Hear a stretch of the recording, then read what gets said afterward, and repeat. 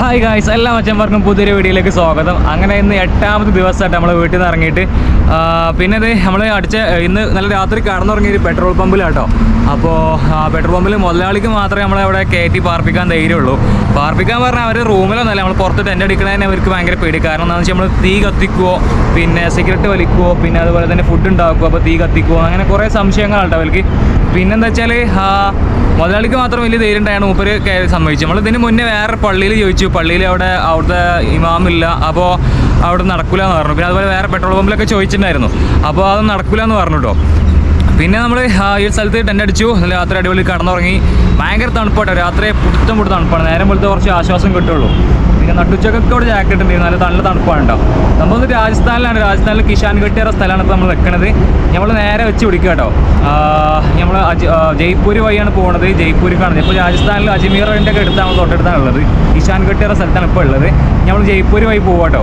അടിപൊളി കാഴ്ചകളൊക്കെ ഉണ്ടാവും, ആരും വീഡിയോ മിസ് ചെയ്യരുത് ഗായ്സ്. അങ്ങനെ നമ്മൾ രാജസ്ഥാനിലൂടെ ഇങ്ങനെ പോയിക്കൊണ്ടിരിക്കുകയാണ് കേട്ടോ. ഒരു ചായ എടുക്കാൻ വേണ്ടി കയറിയതാണ്. ഇതൊരു കടൻ്റെ ബാക്കിലുള്ള സ്ഥലം കേട്ടോ. രാജസ്ഥാനിൽ ഫുള്ള് മണലുണ്ട് സംഭവം. ഈ മണൽ വീടുണ്ടാക്കാൻ പറ്റില്ല എന്നാണ് പറഞ്ഞേക്കാം.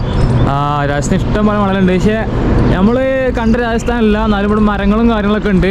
തനി മരുഭൂമിയൊന്നും എത്തിയിട്ടില്ല കേട്ടോ. ജയ്പൂർ പോകുന്നുണ്ട്. നമ്മൾ ജയ്പൂർ പോകുമ്പോൾ കാണാൻ നോക്കാം. ഇത് നമ്മളൊരു കടൻ്റെ ബാക്കിലാണത്. നമ്മുടെ നാട്ടിലെ കടയിലൊക്കെ ടേബിളെല്ലാം ഉണ്ടാവുക. അവിടെ നോക്കി ഫുള്ള് കേട്ടോ, ഉപ്പ് വെച്ചാണ്ടോ. ഇതാണ് ഇവിടുത്തെ മെയിൻ സംഭവം. ഇതിൽ അത് കയറി പടിഞ്ഞിരിക്കുക, എന്നിട്ട് പൊടിയാട്ടോ. രാജസ്ഥാനിൽ കയറി പോയതിനു ശേഷം ഫുൾ പൊടിയാണ്. ഈ റോഡ് സൈഡിൽ കാണുന്നതൊക്കെ പൊടിയാണ്. ഒരു വണ്ടി പോയാൽ തന്നെ ആകെ സീനാണ്. വണ്ടി പോയാൽ അപ്പോൾ ഒരു വണ്ടി, അതായത് നമ്മൾ പുറമെയുള്ളൊരു വണ്ടി ഈ റോഡ് സൈഡിലെ വണ്ടി റോഡിൽ കയറുമ്പോൾ ആകെ പൊടിയാണ് കയറും. ഫുള്ള് ചൊറയാണ്.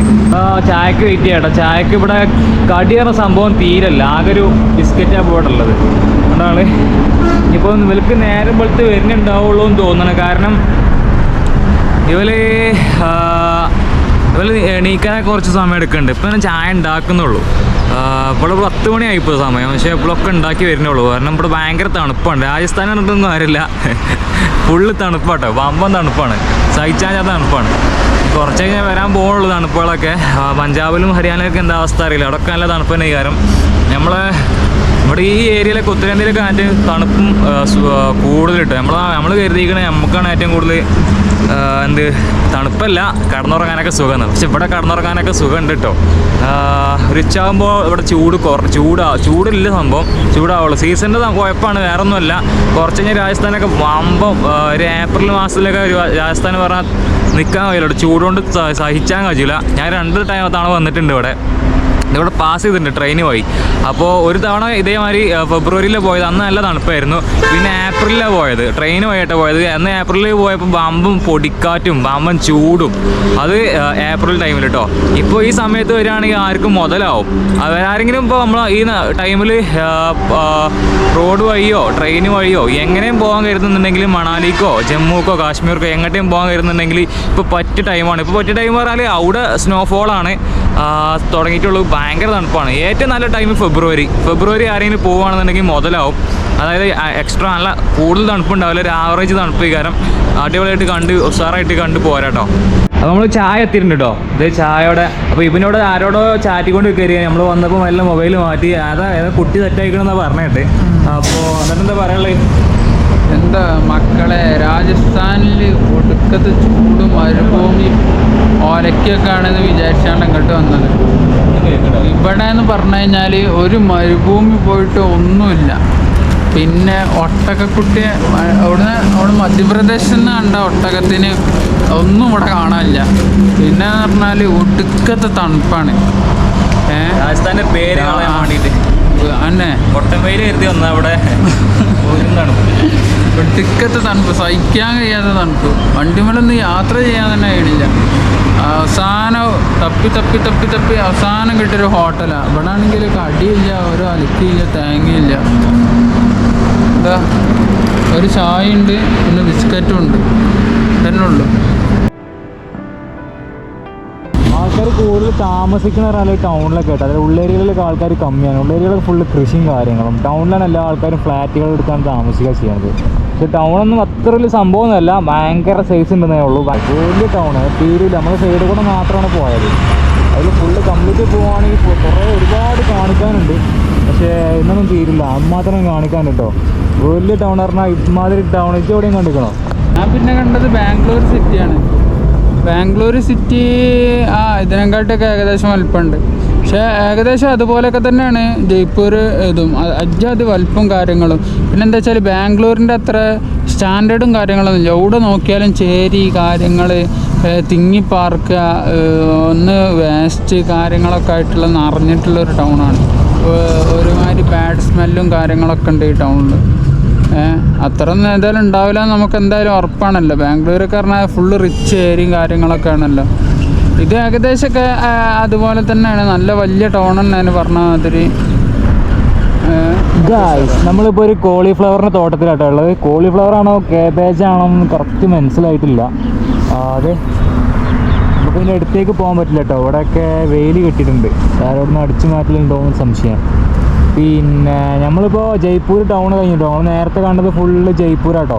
ഗായ്സ്, നമ്മളങ്ങനെ രാവിലെ ചായക്ക് അവിടെ ബിസ്ക്കറ്റ് മാത്രമേ കിട്ടുന്നുള്ളൂ രാജസ്ഥാനിൽ. അങ്ങനെ തപ്പി അവസാനം ബേക്കറി ഉണ്ട്, നമ്മളെ നാട്ടിലത്തെ ഒരു ലുക്കുള്ളൊരു ബേക്കറി.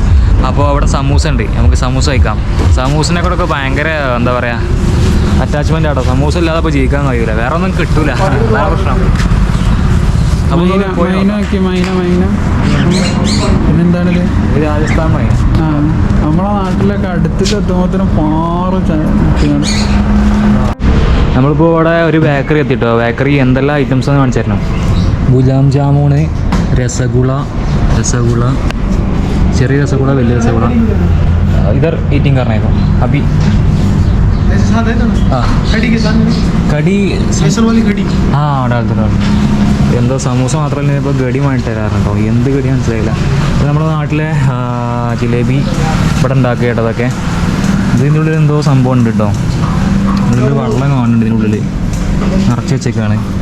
ഫുള്ള് മധുരപലഹാരങ്ങളാട്ടോ. ഡയറി മിൽക്കൊക്കെ ആദ്യമായിട്ടാണ് കാണുന്നത് നാട്ടിൽ. ഡയറി മിൽക്ക് വേണം കേട്ടോ, നമുക്കിപ്പോൾ ആരുമില്ല. പിന്നെ സമൂസ ഇതൊക്കെ നമ്മൾ കണ്ടു. ഈ സാധനത്തിനായിട്ട് ഭയങ്കര ഡിമാൻഡ് പറഞ്ഞ്. പിന്നെ പല ജാതി സംഭവങ്ങൾ, പിന്നെ പല ജാതി മിച്ചറുകൾ. പിന്നെ ഗായ്സ്, ഒരു പ്ലേറ്റ് സമൂസ എന്ന് പറഞ്ഞപ്പോൾ ഒരു പ്ലേറ്റ് ഇല്ല, നമുക്ക് എന്നോട് എന്തോ സാധനം വേണോ ചോദിച്ചിട്ടോ. അപ്പോൾ വേണം പറഞ്ഞു. അപ്പോൾ ഒരു പ്ലേറ്റിൽ സമൂസ മുറിച്ചിട്ടാണ്ട്, പിന്നെ അതിനുള്ളിൽ ഉള്ളി, പിന്നെന്തൊക്കെയോ ഒരു സംഭവം ഒന്നും മനസ്സിലാവണില്ല. അങ്ങനെ ടേസ്റ്റ് ഉണ്ടോ? കഞ്ഞിൻ്റെ വെള്ളം ഒഴിച്ചാണ്ട് മഞ്ഞപ്പൊടിയും കാര്യങ്ങളൊക്കെ ഇട്ടുകൊണ്ട് ഉണ്ടാക്കിയായിരുന്നു. എന്താ സംഭവം എന്നറിയാം. അയാൾ കേൾക്കണ്ട പോയി. ടേസ്റ്റ് ഉണ്ടല്ലേ? അതെ.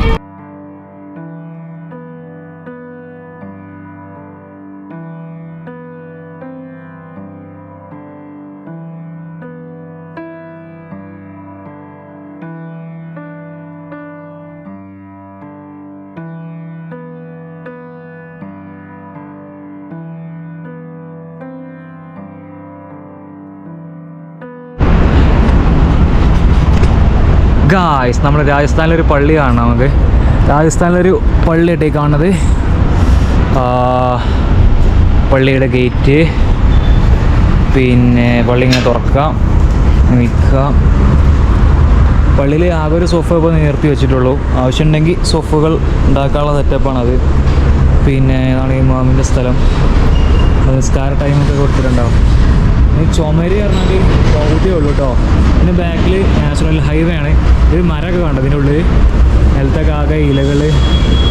ഇവിടെ പള്ളികളൊക്കെ വളരെ കുറവാണ്. പിന്നെ ഇവിടുത്തെ ഒരാൾ പറഞ്ഞ് പോലീസുകാരൊക്കെ മുമ്പിൽ പെടുമ്പോൾ സൂക്ഷിക്കണം, എല്ലാ പേപ്പറും കൊണ്ട് നടക്കണം, അല്ലെങ്കിൽ BJP-ക്കാർ പിടിച്ച് കൊണ്ടുപോകുന്നൊക്കെ പറഞ്ഞേ.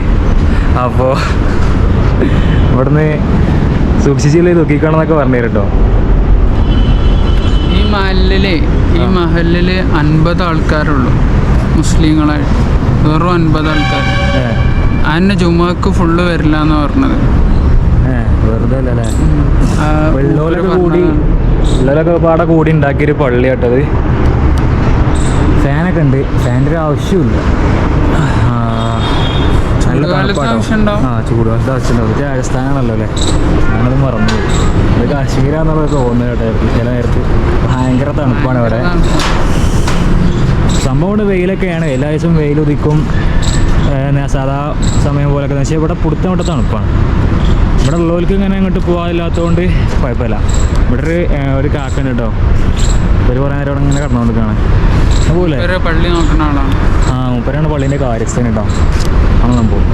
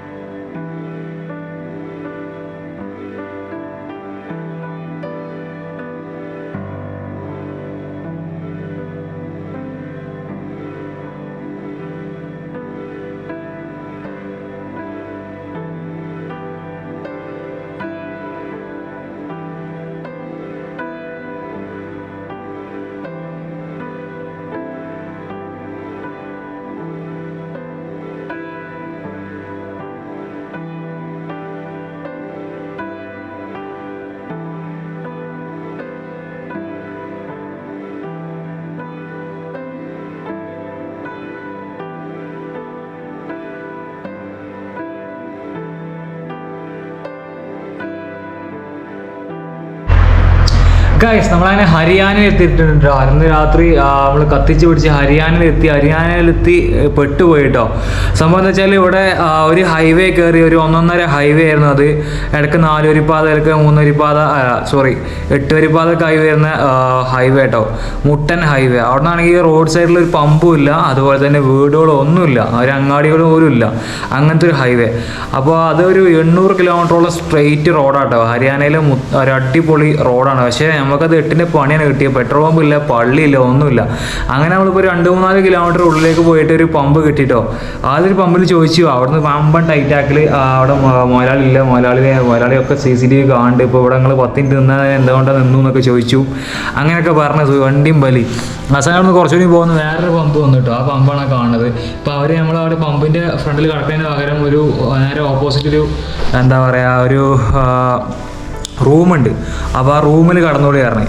അങ്ങനെ റൂമിൽ വന്ന റൂമാണ് ഇപ്പോൾ ഈ കാണുന്നത്. റൂം പറഞ്ഞാൽ 5 സ്റ്റാർ ഹോട്ടലിൽ റൂമൊന്നുമല്ല കേട്ടോ, ഒരു ജയിലൊക്കെ മാറിയുള്ള റൂം, ഒരൊറ്റ കട്ടിലുണ്ട്. കർഷകർ താമസിക്കുന്ന ഇവിടെ നമ്മൾ ടെൻ്റ് അടിച്ചിട്ടില്ല, കാരണം അവിടെ ഒരു കട്ടിലുണ്ട്. പിന്നെ ആ കട്ടിലിൻ്റെ അടുത്ത് നമ്മൾ സ്ലീപ്പിംഗ് ബാഗ് എടുത്ത്, സ്ലീപ്പിംഗ് ബാഗ് തൽക്കണിയൊക്കെ എയറൊക്കെ ഫില്ല് ചെയ്ത്, പിന്നെ സ്ലീപ്പിംഗ് ബാഗ് പറഞ്ഞ സംഭവങ്ങൾ അറിയാമല്ലോ അല്ലേ, അതാണ് സംഭവം സ്ലീപ്പിംഗ് ബാഗ് പറയുന്നത്. ഒരു ജാക്കറ്റും മാറ്റുള്ള ഒരാൾക്ക് കടന്ന് കംപ്ലീറ്റ് ഉള്ളിൽ കയറി കിടക്കാൻ വലിയ സംഭവം. അപ്പോൾ ഇവിടെ പുടുത്തോണ്ട് തണുപ്പ്. ഇവിടെ ഇപ്പോൾ 16 ഡിഗ്രി സെൽഷ്യസ് തണുപ്പാണ്. പക്ഷേ എന്താ ചെയ്യുക, അതൊക്കെ ഏറ്റവും വലിയ ഇവിടുത്തെ വമ്പൻ ടാസ്ക്കാണ്. നമുക്ക് ഇനി കാശ്മീർ പോയിട്ട് 3 ഡിഗ്രി -2, -3 വരാനുള്ളതാണ്. പുടുത്തം ഇവിടെ തണുപ്പ് കാണാനുള്ള കേട്ടോ നമ്മൾ. അപ്പോൾ അടിപൊളി വീഡിയോസായിട്ട് വീണ്ടും കാണാം. നമ്മളിത് നിങ്ങൾക്ക് വേണ്ടിയിട്ട് അത്ര വലിയ ത്യാഗങ്ങൾ സഹിക്കണം കേട്ടോ. നിങ്ങളെ വീഡിയോ ലൈക്ക് ചെയ്യണം, അതുപോലെ തന്നെ സബ്സ്ക്രൈബ് ചെയ്യണം, വീഡിയോ എല്ലാവർക്കും ഷെയർ ചെയ്തിട്ടാണ് സംഭവം വലിയൊരു വിജയകരമാക്കി സംഭവമാക്കി തരണം. അപ്പോൾ പുതിയൊരു വീഡിയോ ആയിട്ട് നാളെ വീണ്ടും കാണാം. അതുവരേക്ക് ഗുഡ് ബൈ.